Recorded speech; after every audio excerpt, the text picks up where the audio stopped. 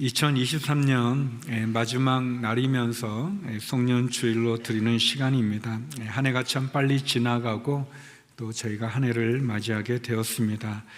지난 시간 돌아보고 또 주님이 허락하신 한 해를 또 기도와 또 소망으로 맞이하는 그런 귀한 주일이 되기를 바랍니다. 오늘 본문은 인생에 해결할 수 없는 병으로 고통받는 10명의 환자들이 예수님에 의해서 치유를 받는 내용을 다루고 있습니다. 그리고 그 10명 가운데 한 명이 주님께 돌아와 감사를 표현함으로 그의 영혼의 구원을 얻는 내용을 다루고 있습니다. 저는 오늘 본문을 통해서 세 가지를 함께 나누기를 원합니다. 먼저 첫 번째는 주님께 외치십시오라는 것입니다. 주님께 부르짖으십시오. 우리 본문 11절 13절 말씀 같이 한번 읽어보겠습니다. 시작. 예수께서 예루살렘으로 가시는 길에 사마리아와 갈릴리 사이로 지나가시게 됐습니다. 예수께서 한 마을에 들어가시다가 10명의 나병 환자를 만나셨습니다. 그들이 멀찍이 서서 큰 소리로 외쳤습니다. 예수 선생님, 저희를 불쌍히 여겨 주십시오. 저 개인적으로 신앙생활을 할 때 중요한 것이 두 가지가 있다면 하나는 이제 십자가를 바라보는 것이고 하나는 기도하는 거라고 생각합니다. 우리를 구원하기 위해서 우리를 사랑해서 하나님이 보내신 예수 그리스도께서 십자가의 죽음을 통해 우리를 구원해 주신 그 십자가를 바라보는 것, 거기에서 우리의 신앙 생활의 시작이 되었다고 말할 수 있습니다. 그리고 또 하나는 우리의 어려운 사정을 아뢰고 또 우리의 아픔과 또 고민 또 우리의 상처를 주님께 기도하며 그분이 우리를 만져주시기를, 치유하시기를, 우리를 구원해 주시기를 소망하는 기도. 이 기도는 우리의 신앙생활을 잘 할 수 있는 길이라고 생각이 되어집니다. 한 목사님께서는 기도는 생명줄과 같다라고 표현하신 적이 있습니다. 마치 엄마의 태 속에 있는 태아와 연결된 탯줄을 통해서 그 엄마와 연결된 탯줄을 통해 영양분과 생명을 공급받는 태아처럼 기도의 생명줄을 통해서 우리는 하나님과 연결되고 또 기도를 통해서 하나님이 주시는 은혜와 축복을 누릴 수 있습니다. 오늘 본문에 보면 예수님께서 예루살렘에 가시는 길에 갈릴리와 사마리아 사이로 지나가면서 한 마을에 들어가시는데 10명의 환자들을 만나게 됩니다. 이분들은 한센 병자들인데 이 병은 저주받은 병으로 이 병에 걸린 사람은 아주 절망적인 상황에 놓이게 됩니다. 율법에 의하면 이 병을 걸린 사람은 정상적인 사람들, 심지어 가족들과도 가까이 해서는 안 되고 또 사람들이 살지 않는 외딴 곳에 그들의 거처를 정해서 살아야 했던 분입니다. 또 사람들을 만나면 자신들이 부정한 사람임을 외쳐서 사람들이 자기들과 접촉하지 않도록 조심해야 됐습니다. 레위기 13장 45절 46절인데요. 악성 피부병에 걸린 사람은 자기 옷을 찢어야 한다. 그는 자기 머리를 풀며 자기 윗입술을 가리고 부정하다 부정하다라고 외쳐야 한다. 병이 있는 한 그는 여전히 부정한 것이다. 그는 이스라엘의 야영지 밖에서 거처를 정하고 따로 살아야 한다. 악성 피부병에 걸린 절망적인 이 병은 유대인이나 사마리아 사람들을 차별하지 않았습니다.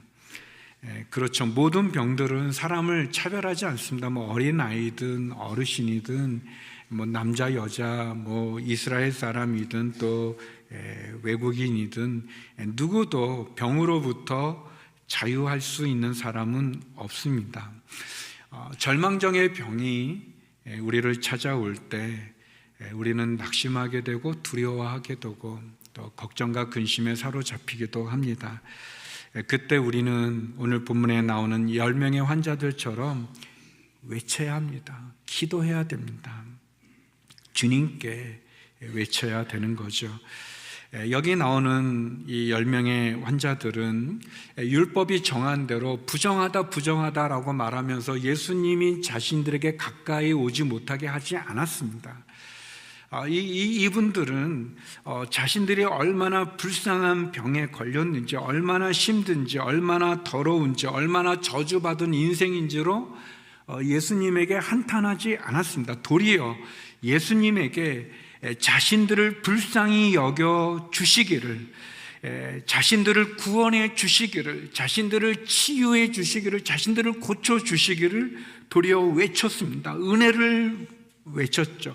예수 선생님, 저희를 불쌍히 여겨 주십시오 라고 그들은 예수님께 외쳤습니다. 기도했습니다. 그들은 자신의 문제를 가지고 낙심하거나 절망하지 않았습니다. 자신의 그 엄청난 그 병에 함몰되어져서 절망하지 않았습니다. 도리어 그들을 구원할 능력이 있는 예수님에게 그들은 큰 소리로 외쳤습니다.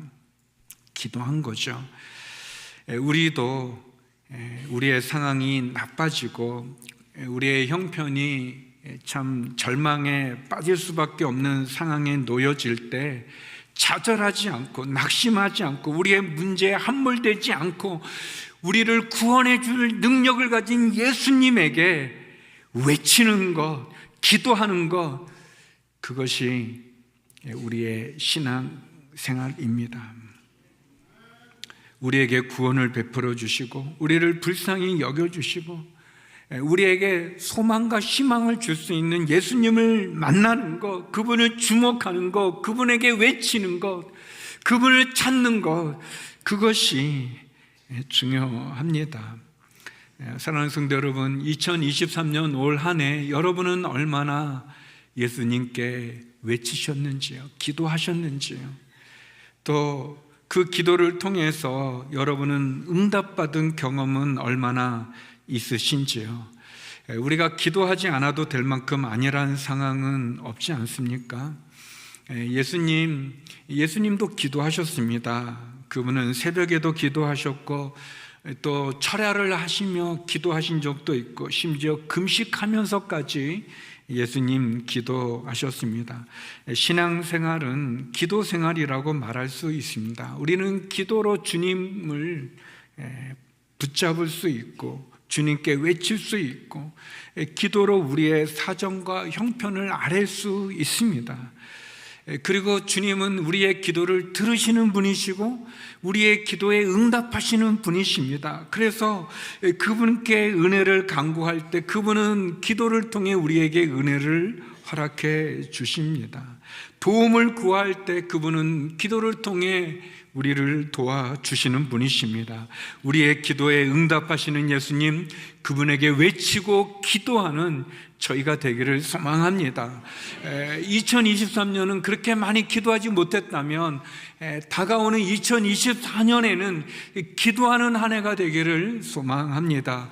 그리고 그 기도를 통해 주님이 주시는 위로와 은혜를, 그 기적을 체험할 수 있기를 소망합니다. 두 번째, 오늘 본문에 보면 주님께 순종하십시오.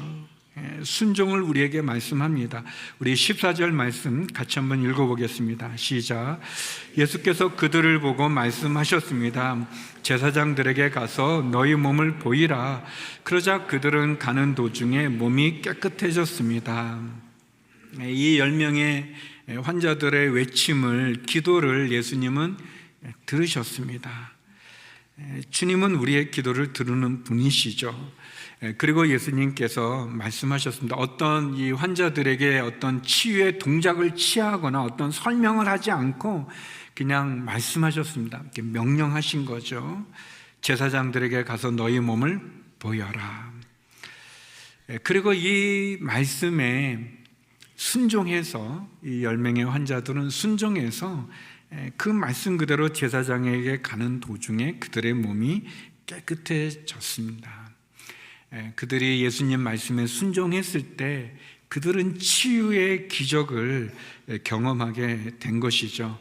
예수님 말씀은 율법에 정한 절차를 따라 말씀하신 것입니다. 이 악성 피부병, 이 한센병에 걸린 사람이 그들이 병에 나았다면은 그들은 제사장에게 먼저 가서 검사를 받아야 했습니다. 그리고 거기에 합당한 제사를 드림으로 그들은 이제 정상인으로서 병이 나은 사람으로서 살아갈 수 있는 그런 생활할 수 있는 그런 의미를 갖고 있습니다. 그러니까 예수님께서 이 10명의 병자들에게 제사장에게 가서 너희 몸을 보이라 라는 이 말에는 두 가지의 의미가 있다고 볼 수 있습니다. 하나는 이미 너희들의 병이 고쳐졌다라는 그런 의미가 있습니다. 문제가 해결되고 저주가 끊고 이제 병이 나았다는 그런 의미가 있고요. 두 번째는 너희들이 병이 고치는 데에는 믿음의 순종이 필요하다라는 의미가 있습니다. 과연 너희가 나를 믿을 수 있느냐? 그리고 믿음으로 순종할 수 있느냐? 그런 의미죠. 예수님께서 이 10명의 환자들에게 제사장에게 가서 너희 몸을 보이라라는 그 말에 이 10명의 환자들이 순종했습니다. 순종함으로 그들은 자기들의 이 저주받은 자기들의 힘으로는 풀 수 없는 이 절망적인 이 병이 나음받는 그런 기적을 경험하게 되었습니다. 순종이라고 하는 것은 내 생각과 경험을 내려놓고 예수님의 말씀과 명령에 따르는 것을 의미합니다. 순종은 그런 점에서 보면 자기 포기라고 말할 수 있습니다. 내가 갖고 있는 의견, 내 주장, 내 교만함을 내려놓고 예수님의 말씀과 하나님의 뜻에 따르는 순종하는 것을 의미합니다. 우리가 큐티를 하는데 사실 큐티를 하는 것에 가장 중요한 것은 큐티를 통해 들은 하나님의 말씀, 하나님의 뜻을 순종하는 것, 그게 필요합니다. 여러분, 모든 기적을 보면 그 기적은 말씀에 대한 순종의 결과인 것을 보게 됩니다. 우리가 주님께 나아갈 때 필요한 것은 주님의 말씀에 순종하는 것, 그것이 필요합니다. 내가 가지고 있는 생각, 내 경험을 내려놓고 주님의 말씀에 순종하는 것, 그것이 필요하죠. 우리가 예배를 드리고 또 설교를 듣고 또 기도를 하고 또 찬송을 부를 때 진짜 중요한 것은 그 모든 것을 통해 내게 말씀하시는 하나님의 음성에, 말씀에 순종하는 것, 그것이 필요합니다. 순종은 기적을 낳게 되고 순종은 우리를 축복의 자리로 인도해 주십니다. 신명기 28장 2절 3절 말씀인데요, 우리 같이 한번 읽어보겠습니다. 시작. 만약 내가 내 하나님 여호와께 순종하면 이 모든 복이 너와 함께하고 너를 찾아올 것이다. 너는 성 안에서 복을 받고 들판에서도 복을 받을 것이다. 우리가 하나님께 순종하면 이 모든 복이 우리와 함께하고 우리를 찾아오는데, 그게 성안이든 또 들판이든 복을 받는다는 겁니다. 우리가 어디에 있든지 장소가 문제가 아니라, 상황이 문제가 아니라 우리가 순종하면 어디에서든지 하나님 우리를 축복해 주신다는 겁니다. 우리 가정에서도 축복이 있고, 우리 직장에서도 축복이 있고, 교회에서도 축복이 있고, 내가 있는 어디든지 하나님이 우리를 축복해 주신다는 겁니다. 이 병에 걸렸던 이 10명의 환자들이 예수님의 말씀에 순종할 때 그들의 병이 나았습니다. 구약에도 보면 이 동일한 악성 피부병에 걸린 나만 장군이라고 하는 이 다른 나라, 아람 나라의 장군이 있었는데, 그가 보잘것없게 보였던 그 요단강, 볼품없는 그 요단강에 몸을 씻으라는 그 말씀에 그가 순종해서 7번 들어갔다 나왔을 때 그의 병이 사라지고 그의 피부가, 문드러졌던 그의 피부가 어린 아기의 피부처럼 변하는 그런 기적을 체험하지 않았습니까? 어떻게 보면 우리가 2023년도 하나님이 우리에게 주시는 어떤 축복을 누리셨는지요? 경험하셨는지요? 우리가 참 큐티도 많이 하고 기도도 많이 했지만 우리가 순종함으로 우리의 신앙생활 가운데 적어도 내 욕구는, 내 이 본성은, 내 생각은 이렇게 하고 싶은데 그래도 주님이 그렇게 하지 말고 이렇게 하라라고 말씀해 주셔서 그 말씀대로 순종했던, 나를 포기했던, 내 생각을 접어두고 주의 뜻을 따랐던 그런 간증은 어떤 것이 있으신지요? 내 경험이 아니라 주님의 명령, 그 명령을 따랐던 그런 경험은 얼마나 있으신지요?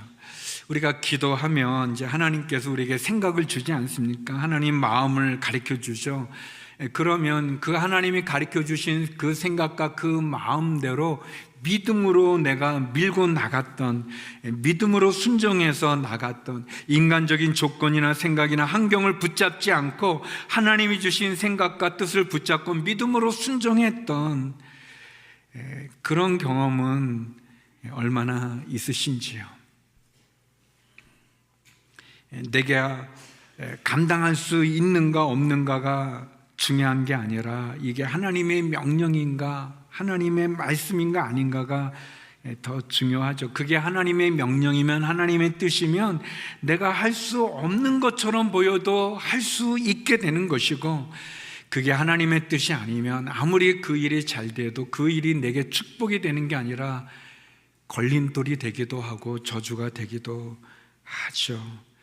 하나님이 원하실 때 순종하면 하나님이 행하십니다. 순종하는 게 쉽진 않습니다. 너무 어렵습니다. 그렇지만 우리가 믿음을 갖고 있다는 건 하나님의 말씀에 순종하는 것 아니겠습니까? 순종으로 기적을 체험하는 저와 여러분이 되기를 소망합니다. 하나님 약속하셨어요. 너희가 나의 말에 순종하면 너희에게 복이 따라오고 성 안이든 들판이든 너희에게 복을 주리라 말씀해 주셨습니다. 사랑하는 성도 여러분, 우리가 2024년은 하나님의 말씀에 순종함으로, 그 말씀에 순종함으로, 그 뜻에 순종함으로 주님이 주시는, 하나님이 주시는 기적을 체험할 수 있기를 주의 이름으로 축원합니다. 제가 설명을 잘한 것 같은데 기적이 이렇게, 아멘이 이렇게 적다니 참 낙심됩니다. 다시 할까요? 여러분, 얼마나 좋은 말씀입니까? 힘들어요. 순종하는 건 힘듭니다. 그러나 우리가 믿음을 가졌다는 것은 나를 포기하고 내 생각과 내 뜻을 내려놓고 하나님 말씀에, 하나님 마음, 그 뜻에 우리가 믿음으로 믿고 나가는 겁니다. 그러면 하나님 우리를 축복해 주신다고 약속하셨잖아요. 그 약속을 경험하는 2024년이 되기를 주의 이름으로 축원합니다. 너무 훌륭한 교인들이세요. 맞아요. 우리가 아멘하죠. 그런데 제가 결론적으로 나누고 싶은 거는 세 번째입니다. 그거는 뭐냐면 주님께 감사하십시오라는 겁니다. 이 감사를 통해 우리의 순종을 완성하는 모습을 나누기 원합니다. 우리 15절 16절 말씀인데요, 우리 같이 한번 읽어보겠습니다. 시작. 그들 중 한 사람은 자기 병이 나은 것을 보고 큰 소리로 하나님께 영광을 돌리며 돌아왔습니다. 그는 예수의 발 앞에 엎드려 감사했습니다. 그는 사마리아 사람이었습니다. 10명의 환자들이 제사장에게 가라는 예수님 말씀에 순종해서 가는 도중에 자신들의 몸이 나은 것을 알게 됐어요. 기적이 일어난 거죠. 그때 이 9명은 그런 기적을 보고 아주 감동을 하고 감사는 했지만, 그러나 그 기적을 베푼, 허락해 주신, 은혜를 준 그 예수님께 돌아와서 감사를 드린 사람은 한 명이었습니다. 저는 이 한 명 외에 나머지 9명도 이해합니다. 얼마나 놀랐겠어요? 얼마나 기뻤겠어요? 얼마나 참 신기하겠습니까? 그 저주받은 병으로 너무 고통스러운 인생을 살았는데 그 병이 났으니 빨리 사랑하는 가족에게 가고 싶고 또 사랑하는 사람에게 알리고 싶고 또 그들의 병이 난 이 기쁨을 누리고 싶지 않았겠습니까? 충분히 이해합니다. 그런데 오늘 본문에 보니까 이렇게 돌아와서 그 예수님께 감사했던 사람, 그 사람이 사마리아 사람이라고 그러는데, 이 사마리아 출신의 이 환자는 어떻게 보면 자기에게 일어난 그 기적에 감사했지만, 너무 놀랐지만 그 기적을 베푼 하나님께 영광 돌리고 그 기적을 행하여 주신 예수님께 돌아와서 감사를 표현했다는 겁니다. 이렇게 보면 감사라는 것은 어떤 그 결과에 좌우되는 것이 아니라 조건이라기보다는 선택이라는 것을 보게 됩니다. 그러니까 10명이 모두 기적을 체험하고 병이 낫는 은혜를 입었지만, 그러나 감사한 사람, 감사를 표현한 사람은 사마리아 사람 한 명이었다는 것입니다. 감사가 조건이 아니라 선택이라는 것, 그리고 감사는 우리의 삶을 완결시켜 준다는 것을 보여줍니다. 그 사람의 신앙의 성숙은 감사하는 삶의 태도에 있다는 말이 있습니다. 타락한 영혼은 감사하지 않습니다. 사단은 감사하지 않습니다. 감사는 믿음을 가진 사람의 특징이고, 또 감사는 우리의 삶을 더 풍성하게 이끄는 그런 길이 됩니다. 감사는 상황이나 환경의 지배를 받지 않을 수 있는 우리의 유일한 선택이 되어집니다. 조건적인 감사는 일시적인 기쁨을 주지만, 그러나 무조건적인 조건을 뛰어넘는 감사는 우리에게 영원한 기쁨을 줍니다. 그래서 우리가 쉽게 결론을 내리지 않았으면 좋겠습니다. 미래에 낙담하지 않았으면 좋겠습니다. 내 상황 가운데 이렇게 좌절하고 실망하고 또 원망하고 불평하지 않았으면 좋겠습니다. 도리어 상황을, 모든 것을 뛰어넘는 감사를 선택하고 그 감사로 우리의 삶을 이해하면서 주님께 감사를 표현하고 그 감사하면서 주님께 나갈 때, 그때 우리의 미래가 열려질 수 있습니다. 불평과 원망에 우리의 미래가 있지 않고요, 감사와 기도의 소리에 우리의 미래가 있습니다. 여기 본문에 보면 이 돌아와 예수님께 감사를 드렸던 이 사마리아 이 환자분에게 예수님 놀라운 말씀을 하십니다. 그리고 이 말씀을 우리가 기억할 필요가 있습니다.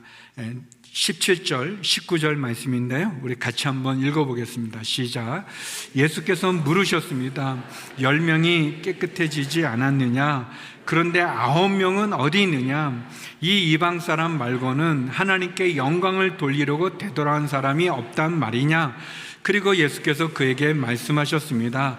일어나 가거라. 내 믿음이 너를 구원했다. 주님이 물었습니다. 9명은 어디 있느냐? 9명, 10명이 깨끗해지지 않았느냐? 예수님 아시는 거죠. 이 10명이 다 깨끗함을 받은 사실을 아시는 거죠.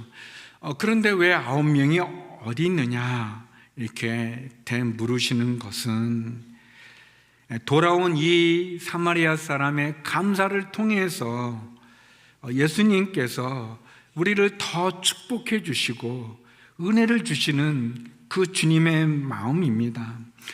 기적도 중요하죠. 우리는 기적이 필요한 인생 아니겠습니까? 하나님의 그 베푸는 은혜가 우리는 필요하죠. 하나님의 은혜가 필요 없는 인생이 어디 있겠습니까? 그런데 우리에게 중요한 건 기적도 중요하고 하나님의 은혜도 중요한데, 더 중요한 것은 그 기적을 베푸시는 그 주님이 더 중요합니다. 누가복음에는 내 믿음이 너를 구원했다라는 말씀이 4번 나옵니다. 예수님의 발에 향유를 부은 여인, 또 12년 동안 혈루증으로 고생했던 여인이 예수님의 옷자락을 만졌던 그 여인에게, 그리고 오늘 본문에 나오는 이 사마리아 사람에게, 그리고 앞을 보지 못하는 시각장애인에게 그 유대인을 고쳐줬던 그때 이 내 믿음이 너를 구원했다라는 표현이 사용되어집니다. 어떻게 보면 이 병이 치유받은 것은 미완성의 축복이라고 말할 수 있습니다. 순종함으로 병을 치유받은 기적은 놀라운 거지만, 그러나 그 병이 완성된 것은 아닙니다. 왜냐하면 병이 나아진 그 몸으로 또 죄를 지을 수 있기 때문에 그런 거죠. 다시 말한다면 이 병은 고칠 수 있을지 몰라도 영혼을 구원하는 문제는 또 다른 차원입니다. 병이 고침받았다는 것은 어떤 기적의 시작일 수 있어요. 그 병의 취함을 통해 예수님을 만나고 그 내가 풀 수 없었던 환경의 어려움 속에, 상처 속에 기도를 통해, 순종을 통해 회복을 하게 되고 치유함을 받게 되고 문제 해결을 얻게 되는 것은 어떻게 보면 은혜의 시작일 수 있습니다. 그것이 결론이 아닌 거죠. 진정한 구원은 영생에 있는 거죠. 진정한 치유는 예수 그리스도에게 있는 거죠.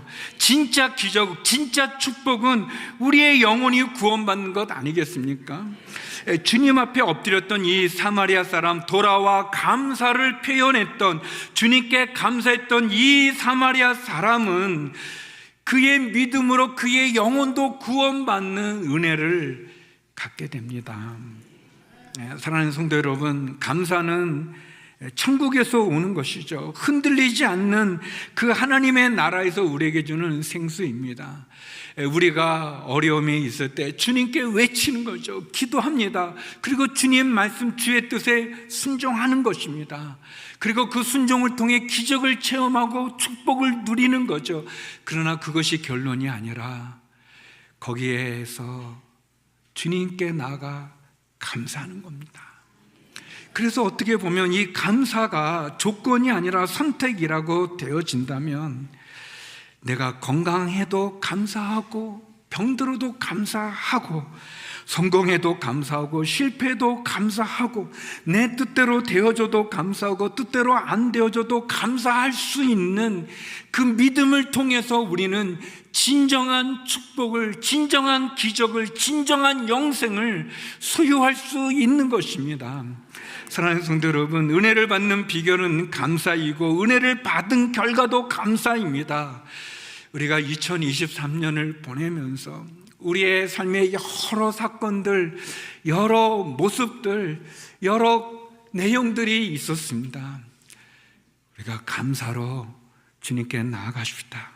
그리고 오는 2024년도 역시 감사하는 우리의 삶의 태도와 고백과 선택을 통해서 내 믿음이 너를 구원했다라고 말씀하시는 그 은혜를 누릴 수 있기를 소망합니다. 성도 여러분, 기억하십시오. 문제에 집중하지 말고 그 문제를 가지고 큰 소리로 주님께 외치십시오. 그리고 순종으로 그 기적을 소유하십시오. 그렇지만 기적에 집중하지 말고 그 기적을 베푸신 하나님과 주님께 집중하여 감사로 주님께 나아가십시오. 그래서 일시적이고 육신적인 기적이 아니라 우리의 믿음으로 구원을 얻고 영생을 누리는 그 은혜를 소유하는 저와 여러분이 되기를 주의 이름으로 축원합니다. 그렇게 올 한 해를 보내고 2023년을 맞이하는 저와 여러분이 되기를 소망합니다. 기도하겠습니다. 거룩하신 아버지 하나님, 우리의 삶의 문제 가운데 집중하고 절망하고 낙심하는 것이 아니라 그 문제를 가지고 큰 소리로 주님께 외치고, 그리고 주님의 말씀에 순종함으로 기적을 소유하고 그 기적을 베풀어 주신 주님께 감사로 나아가 승리하는 저희들이 되게 하여 주시옵소서. 그렇게 새해를 맞이하는 저희들 되게 하여 주시옵소서. 예수님 이름으로 기도드립니다. 아멘.